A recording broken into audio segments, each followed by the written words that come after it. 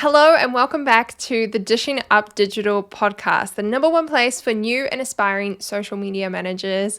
I am very excited for today's episode. So excited, in fact, I've decided to also record a visual version of this for my YouTube channel. So hi, if you're watching on YouTube, you get to see my face. So I actually had to put on makeup and clothes for this one. Regular listeners of the podcast will know I love recording in my pajamas. So things are a little bit different this week. We're looking very professional, very tidy, but we have a really exciting topic to dive into. That's really why I wanted to record this for the podcast and for YouTube as well, because this is a juicy topic. This is the kind of thing I would usually exclusively talk about in my membership group, in my paid programs, but I decided it was pretty exciting and I just couldn't help myself. I wanted to share it with the world, but I've reached a really exciting milestone in my business where I am charging monthly clients anywhere between $1,000 up to $3,000 New Zealand dollars a month for my services. Now, if you had told a young Ellen who started off charging $200 for social media management, if you told her that this would be the kind of price she would be charging now, she probably wouldn't believe you. And it's been a long journey to get to this point. So before we dive into the specifics of this package and really breaking down what it looks like to book and to deliver services for a client looking at somewhere between $1,000 to $3,000 a month, I really want to preface this by saying this has been a process to get to this point. And I think a lot of new social media managers come on the internet, they find people like me, they find really cool entrepreneurs doing great things who are booking really high ticket clients, and they think that this is an easy process. Now, I love my job and I do think anyone can become a social media manager. I've had people come through my courses who are, mums wanting to re-enter the workforce after 10 years. I have students or people who have just graduated university with no experience. And I have people who are coming from careers like nannying and things that are just opposite to marketing in general. So I really do think it's a great place to build an online career and a great platform and a great starting point for you. But it's just that. It is a starting point. And I always talk about how it's similar to you can't walk into a corporate job and just score that top spot. You can't just go straight to the top of the ladder and be making six figures. You work your way up. There's a process. You're a graduate. You start out in a graduate program. Maybe then you go up to like a junior position and a senior position and then management. And there is a process and your salary increases with that experience. And the same thing is true for social media management. I believe the more experience you get, the more you can charge. And that is how I've got into a position where I can very confidently negotiate a $3,000 package. Some creators might be able to just go out there and charge these prices outright, but I know for me, it's been a process to get here. It's been a process of learning my craft, of building my confidence, and those kind of things don't happen overnight. So I really wanted to sort of just address this before we dive into what my $3,000 package for social media management looks like, so that you guys can feel confident in that this can be you one day, maybe even in the near future, but it doesn't have to be you right away, and you don't have to feel pressured, intimidated, or jealous, or any of those things. And while I'm on that topic, make sure you do go check out some of my previous podcast episodes where I've talked all about mindset and how important that is as an entrepreneur, because if you feel those sort of things and those emotions bubbling up inside you, those episodes will be really powerful and great for you to have a look at or have a listen to. I'm getting really confused because I'm recording for the podcast, but also talking on YouTube. So I'm like, is it listen? Is it watch? Probably best to go for listen, because you can listen to a YouTube video and a podcast. There we go. One more disclaimer before we hop into today's juicy episode. I'm sorry if you can hear my dog snoring in the background. I don't want to wake her up because she'll probably then want to play with me and bring me all her toys, which would be more annoying. So let's hope my trusty Shure microphone is cutting out that background noise.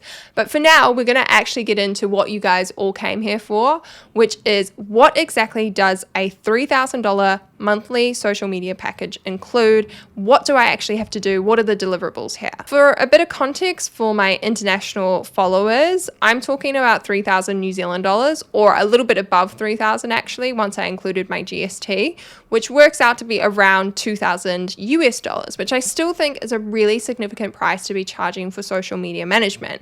And I know a lot of you guys are curious as to what I actually have to do to earn that money. So there are two parts to this package that I really want to break down for you.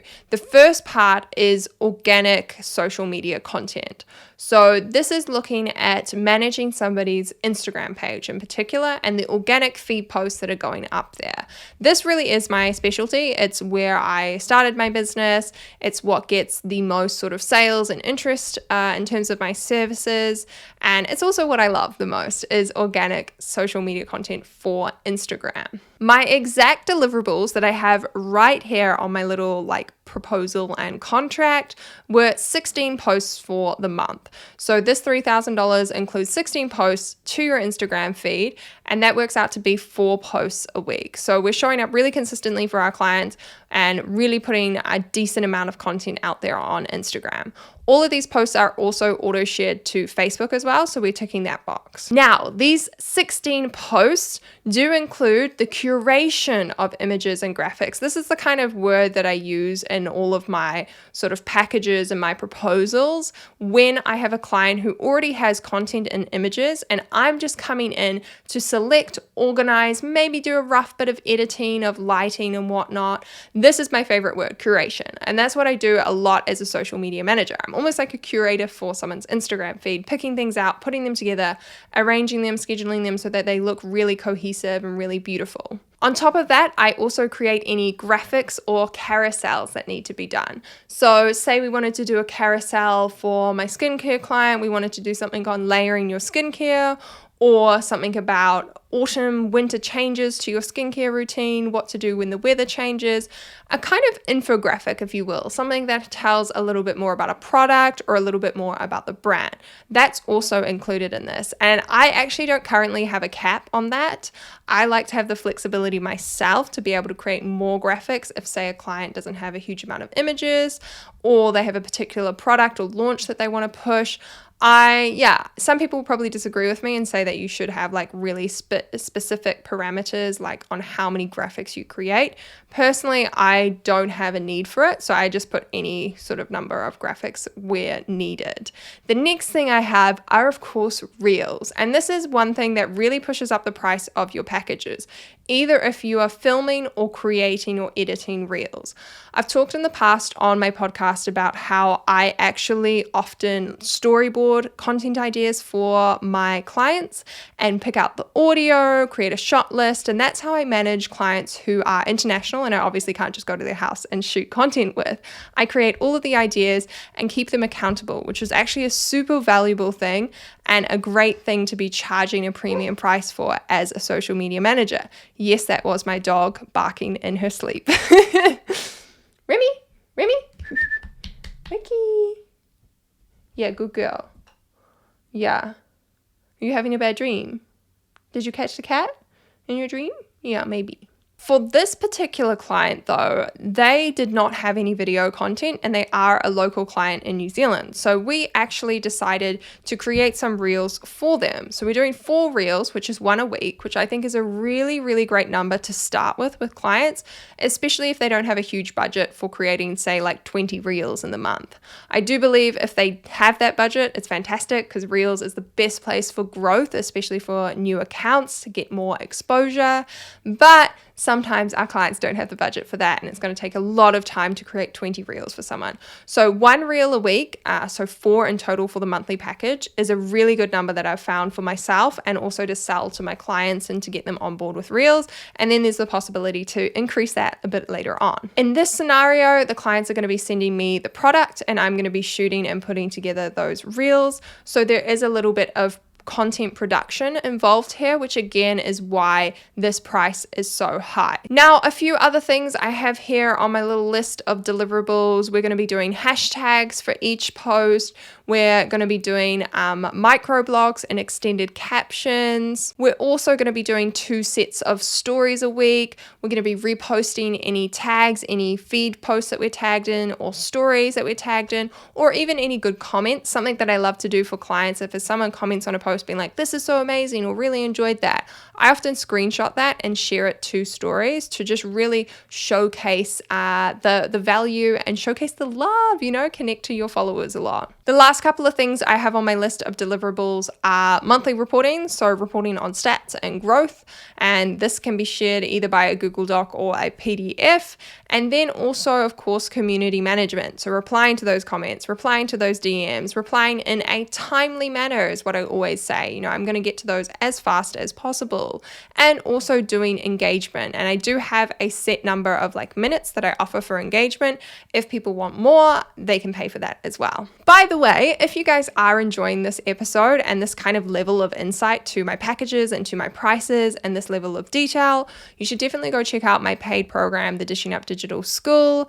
I know if you're a regular podcast listener, you will have heard me talk about this a lot, but I love this program. I'm a bit biased because I created it, but I do think it's an amazing, amazing resource and tool for new social media managers. Check out some of the interviews on the Dishing Up Digital podcast with past students and the achievements and accomplishments they have had after going through the program. But we go hugely in depth into packages and prices. I show you my actual prices and my actual detailed packages that I sent to clients when I first got started, and compare that to what I charge and what I offer now, so you guys can get a real understanding of where you can start, where you can go to, how you can fast track up to my level and skip all of the mistakes that I made. Now, the second component to this package, which is again increase the price up from, like a $1,500 to $2,000 package and all the way up to $3,000, is actually ad management. So with this specific client, I'm not just doing the organic posts, I'm also doing the paid content. And this is where you can really increase what you're charging as a social media manager if you're doing both. However, before I get into the juice of all this, quick disclaimer again. If you're just getting started, pick one of these. Don't do organic and paid content. It's taken me 3 years to get to the point where I'm confident enough to offer both of these services. I started out by niching down. I chose Instagram as my platform of choice, and then I further specialized in organic content. And that's really the best advice I can give to you getting started.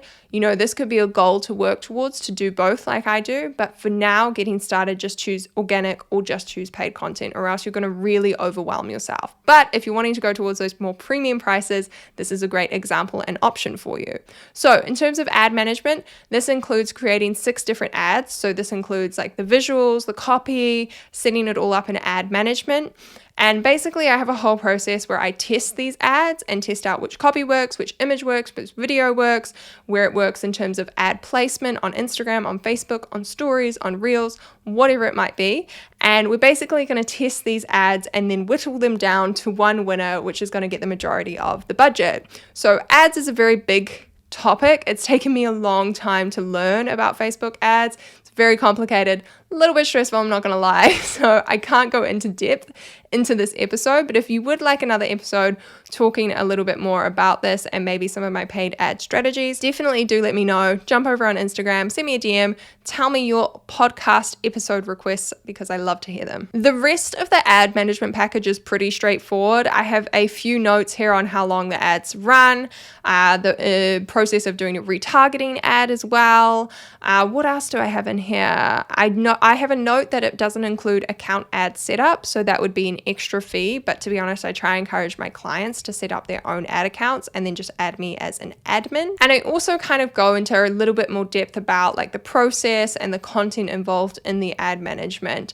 similar to what I've done with the organic package for the Instagram feed and profile, where I talked about 4 reels and this many graphics, or this many graphics and this many carousels, and what the different type of content looks like, to really explain to the client what I'm actually doing. I think this is a really important part of selling your services and really being able to sell an all-encompassing and expensive high-ticket package, you need to illustrate to your client who may not know a lot about social media management or social media strategy. You need to tell them exactly what you're doing and really sell your service. Show it in the best light possible and show everything that's included in their package. But another tip when it comes to selling and pitching your services, don't put too many words into these proposals or these packages. Don't make it too wordy or too complicated that they can't understand it. But in the same sense, make sure that you are explaining it enough and valuing, I guess, your services or your worth and why it's worth the price tag. It's a bit of a fine line to walk between. You want to say enough that you're sort of showcasing why this is worth the price tag, but then you also don't want to say too much and that you're overwhelming your client or potential client, and then they just look at it and go, oh, I don't understand this, let me go find some other social media manager. So that is basically what's involved in my $3,000 monthly social media management client.